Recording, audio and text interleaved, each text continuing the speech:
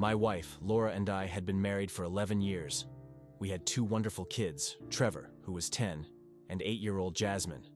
Like most couples, we believed we had a pretty solid marriage, especially in the beginning. Our physical intimacy was vibrant, we experimented, we had fun. Some experiences were amazing, others, well, let's just say we learned a few things. Laura particularly enjoyed being in control, a preference I certainly didn't object to.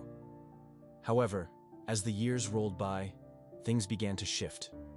We accumulated a substantial amount of debt, a burden we both shared responsibility for.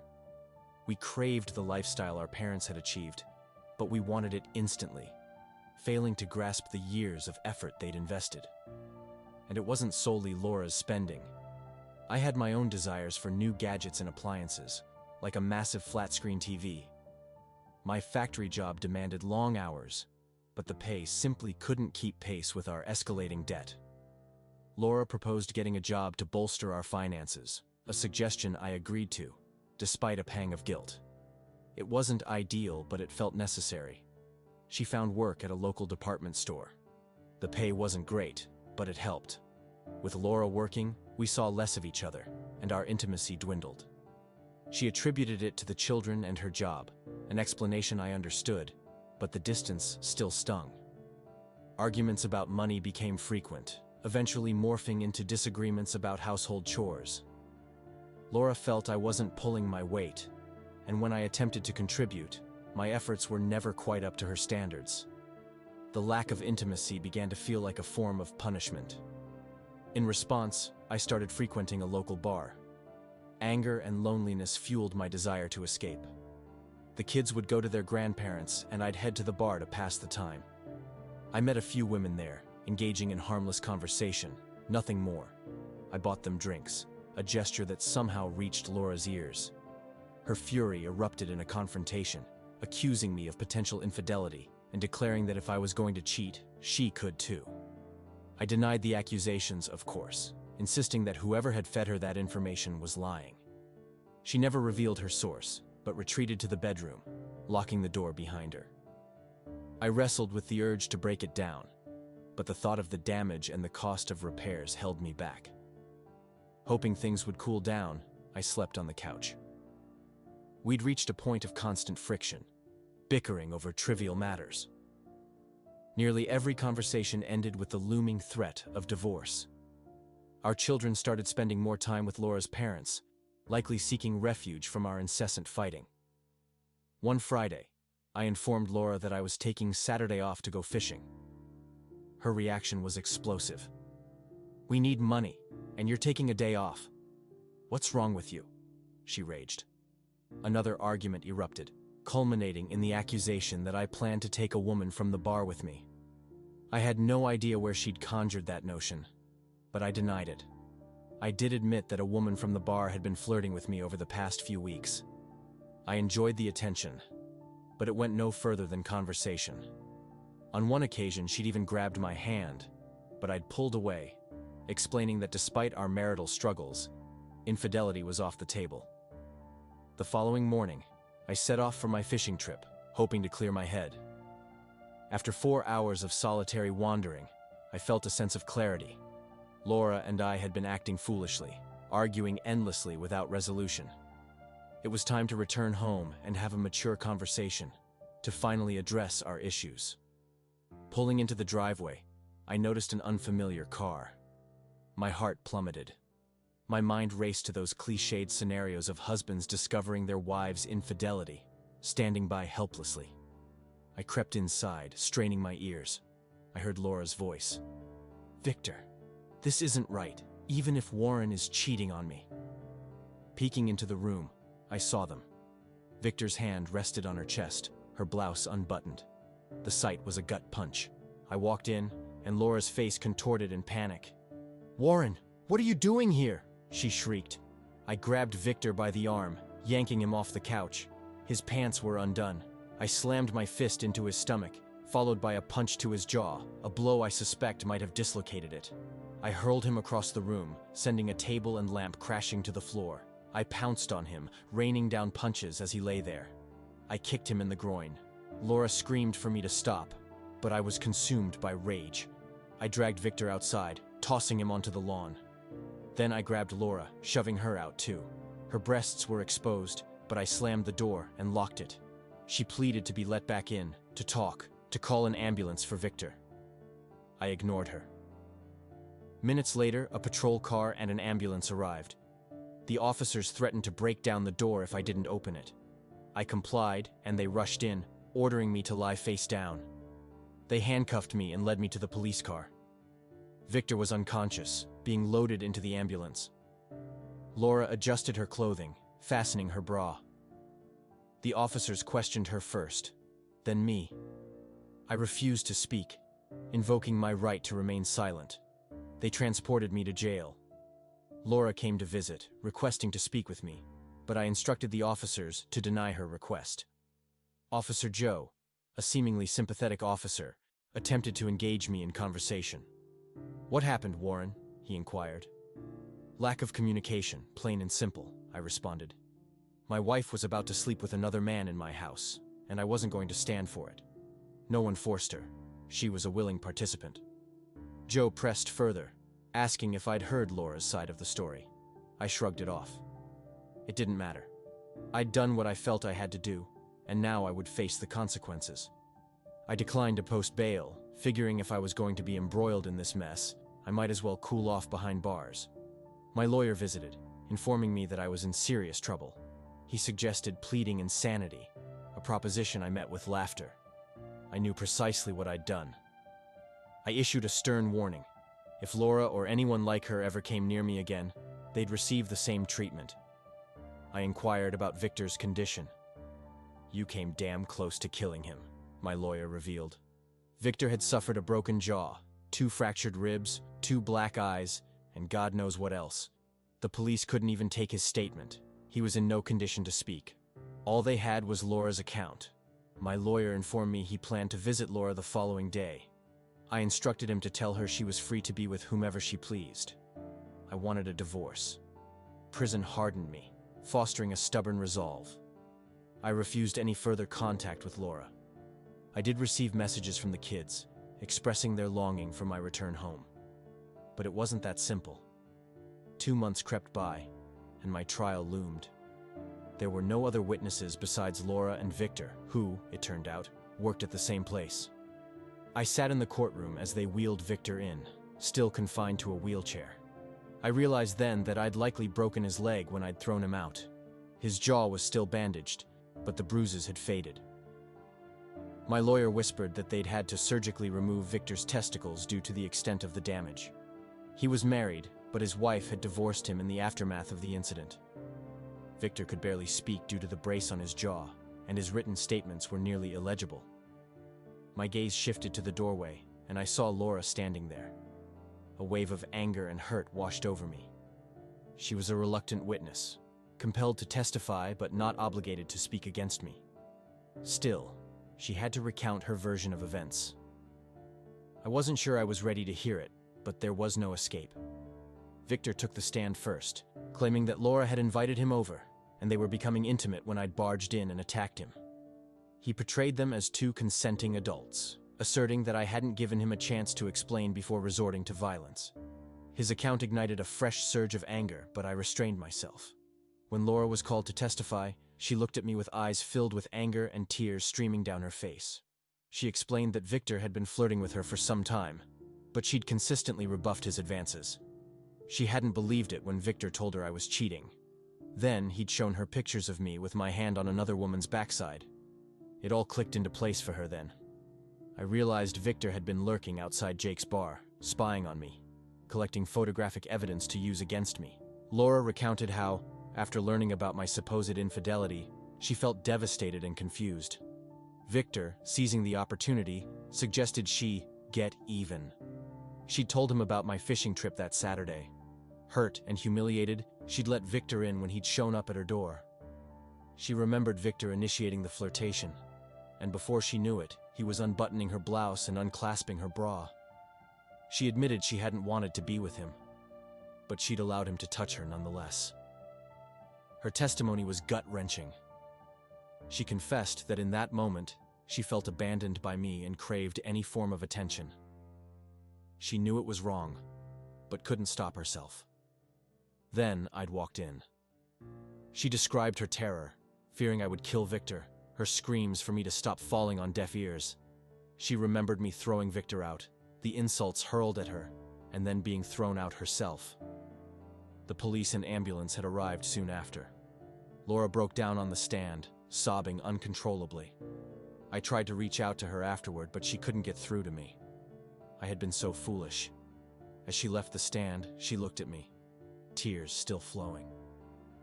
I felt a conflicting mix of emotions. According to her, this had been a one-time incident, and there was a chance she wouldn't have gone through with it. I knew she was in pain, but I could only watch as our lives unraveled. My own testimony during the trial was a colossal mistake. I declared that I would do it again, given the chance. In the end, I was convicted of assault and battery. The judge explained that even though it occurred in my home, Victor was a guest, and legally, I could have asked him to leave, but not subjected him to the beating I'd inflicted. The sentence, 4 years. Laura left the courtroom in tears, and we hadn't spoken since. Alone in my cell, I decided to write her a letter. There were things I needed to say. "Dear Laura," I began, "I still love you, and I always have. I never cheated on you. Ask Ellen at the bar, she'll tell you the truth. My lawyer will send you the divorce papers. You're too beautiful a woman to be alone. We made a lot of mistakes, mistakes I'll always regret. If only we'd communicated more, maybe this wouldn't have happened. I wish I could have done things differently. I should have. But now it's too late. Tell Trevor and Jasmine I love them. It's a shame their father is a criminal. I couldn't stand by and watch it happen. My only regret is that you didn't believe me and chose revenge over talking to me. I hope you find someone else. Please move on and forget about me. You deserve happiness. Always loving you, Warren." I signed the divorce papers and transferred all our possessions to Laura. I didn't need anything anymore. I focused on self-improvement, enrolling in rehab programs. My skill set was limited beyond manual labor, but I started a welding program. At least when I got out, I'd have a trade. A couple of months later, the corrections officer informed me I had a visitor. I assumed it was my lawyer with the divorce papers. I was led to a visitation room with a table, minimal contact permitted. When I entered, I saw Laura sitting there, tears streaming down her face. "Hey Laura, what brings you here?" I asked, trying to maintain composure. "I don't want a divorce," she declared. "I'll wait for you, however long it takes. I don't want anyone but you. I made a terrible mistake not believing you. It will never happen again. I know you may not believe me, but I don't think I would have gone through with it. I felt so guilty. I was almost relieved when you walked in. Our lives are a mess because of both of us. I take half the blame for being so stupid and not trusting you." She paused, then added, "I met this woman who told me she really cared for you. I tried to be affectionate with her, but you told her you were happily married and wouldn't cheat on me. I told her about Victor and the pictures, and she got really mad. In fact, she said she wanted to kill him. I asked about the kids. She told me they were doing as well as could be expected. They couldn't afford the house anymore, so they were selling it. They'd moved in with her parents until they could get back on their feet. The closing was next week, and she'd put all our belongings in storage for me. I miss you so much. I can't live without you. I love you, Warren," she said through her tears. "I miss you too," I replied. "But you need to get on with your life. I can't expect you to wait for me for another 3 years or so." She looked at me, resolute. "I'm not getting a divorce. I'll wait for you. If you still want a divorce when you get out, I'll sign the papers, but not before." We talked for a while longer, and then I asked the officer's permission to kiss her goodbye.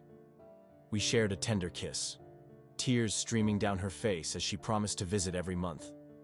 I urged her not to come so often. It would be too painful. She agreed to visit every 3 months. Life in prison continued. I received letters from my kids each month, filled with updates and sometimes pictures.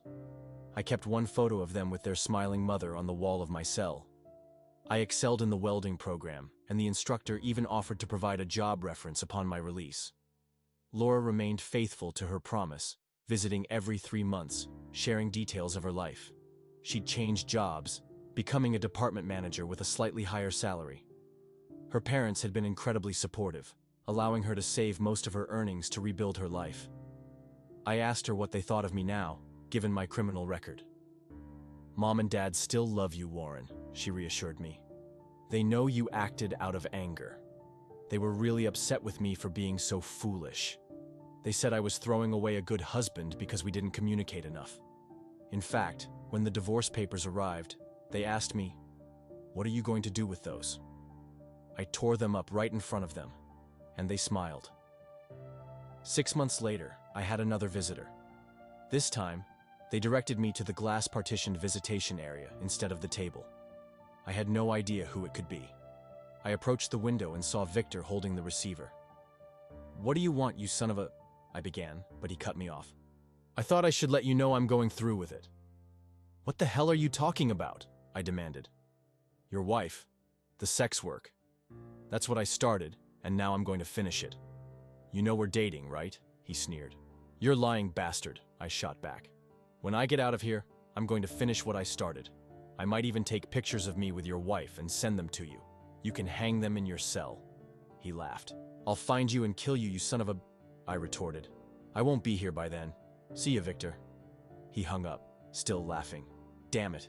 Things were going so well, and now this bastard was back. I doubted Laura was seeing him, but I needed to warn her. I managed to get to the phone and called Laura. Collect calls were all I could make, and I hoped she would accept the charges. Trevor answered. "Hey, Dad, how are you?" he chirped. "It's good to hear your voice. I miss you." "I miss you too, Trevor," I said. "But I need to talk to your mom. Is she there?" "Yeah, she's right here," he replied. "Mom, Dad needs you on the phone." Laura picked up, and I immediately asked, "Have you talked to Victor lately?" "No, I can't stand the bastard after everything he's done." "What's wrong, Warren?" she asked, her voice laced with concern. "He showed up here a while ago," I explained. "He told me you two are dating, but it's a lie. He's going to try to get revenge. He's going to try to sleep with you." Laura's voice trembled. "I'll never let that happen, Warren. I'd rather die than let him near me. I'll be fine. You taught me how to take care of myself. The police won't help unless something happens, but I'll be careful. I love you, Warren," she said before hanging up. It was all I could do. A week later, 2 officers from the sheriff's office visited me, Lieutenant Winslow and Officer Derrick. "Do you know anything about Victor Medley's death?" the lieutenant inquired. "He was shot outside a bar 3 days ago." "Look, I don't own a gun, and Laura wouldn't let one in the house," I said, irritated. "Victor came here last week, probably to rub it in that I'm locked up and he's free. He came to taunt me. I don't care about him. Good riddance." "Well, anyone else who might have a grudge against him?" the lieutenant pressed. "Who cares? He's dead," I responded. "Laura doesn't have it in her to kill someone. She's got kids to raise and lives with her parents now. She's got enough on her plate without having to kill someone." The lieutenant paused. "You're right. We think Victor was shot by a woman he met at Jake's bar, but we don't have proof." I shrugged. I don't care who did it. If it was her, good for her.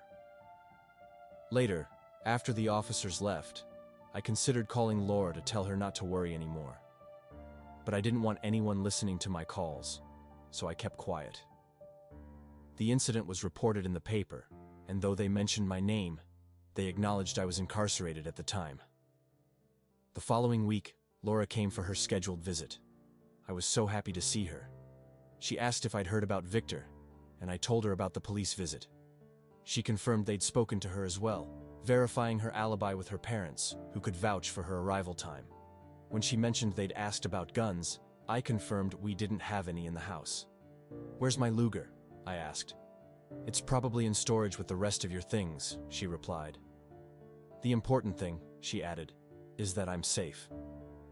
Being in prison had given me ample time for reflection. When I got out, I asked Laura if we could leave the past behind and start fresh. She smiled. "I know we can. No more secrets. Just more communication. I love you, Warren. I always have and always will." 2 months later, I was summoned to the warden's office. I was being released early, in 2 weeks. I could barely contain my excitement. I called Laura immediately. "Honey, can you pick me up in 2 weeks?" She was overjoyed, crying on the phone. "Oh my God! Oh my God! When? What day? What time? I'm so happy!" 2 weeks later, Laura arrived to pick me up. She had a new car and looked absolutely stunning.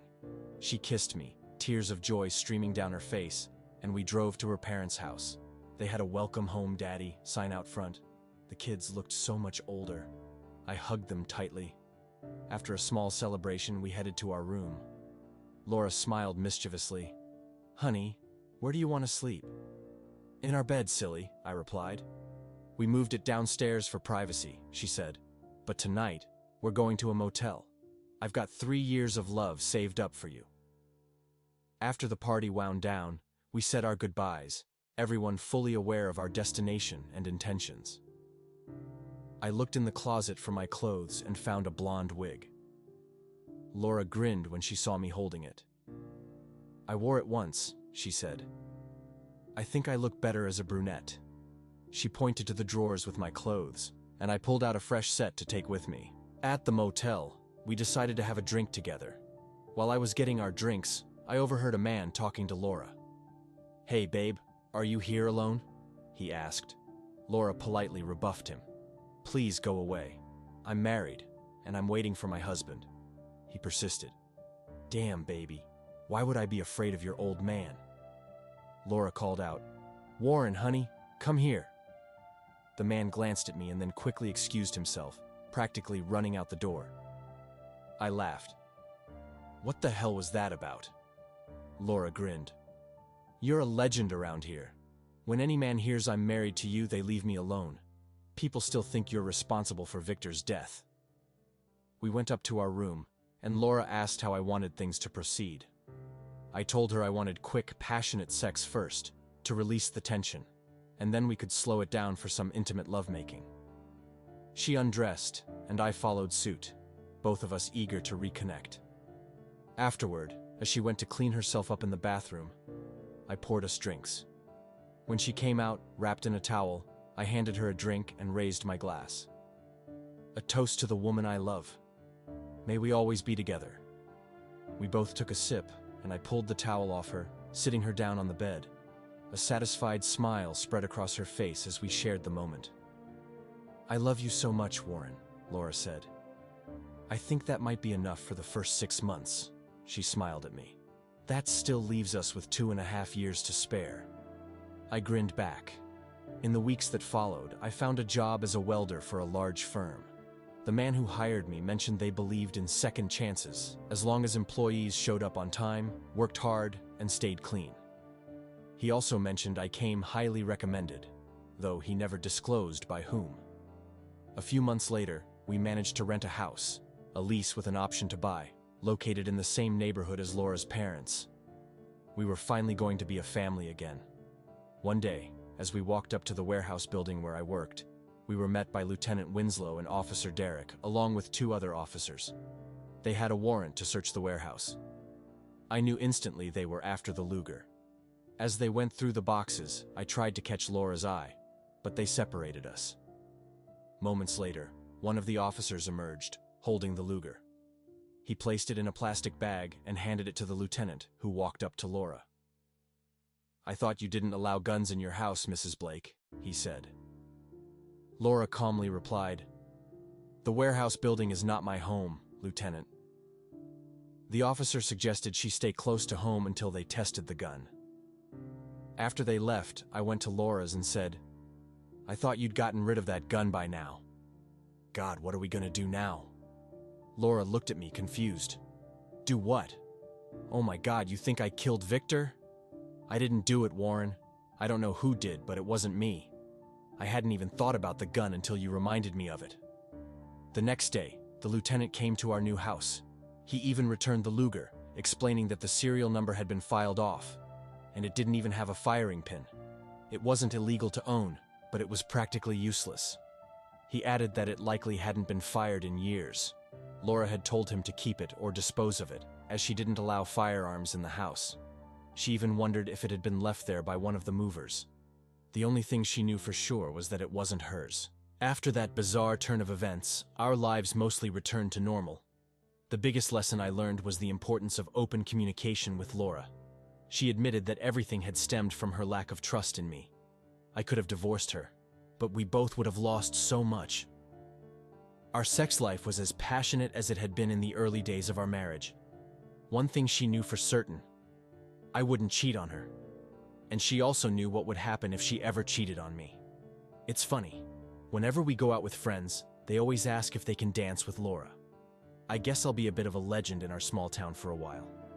About a month ago, we received a call from the lieutenant. He informed us that we were no longer under surveillance in connection with Victor's murder. It turned out the killer was Ellen, the woman from the bar Victor had been involved with. She was a psycho, a black widow. She had a history of seducing men and then killing them when she was done with them. The police had been investigating a case of a cheating wife and went to a bar to talk to the husband. There, they found Ellen with another man. When they searched her car, they discovered a blonde wig and a Luger in the trunk. Ellen eventually confessed to shooting Victor and 3 other unsolved murders, all husbands who had cheated on their wives. The first murder had occurred in Atlanta, where her husband's body was found behind a bar. As I processed this, it hit me. If I had cheated on Laura, I might be lying in an alley somewhere right now. Thanks for watching. If you enjoyed this video, don't forget to like, comment, and subscribe for more stories like this. See you next time.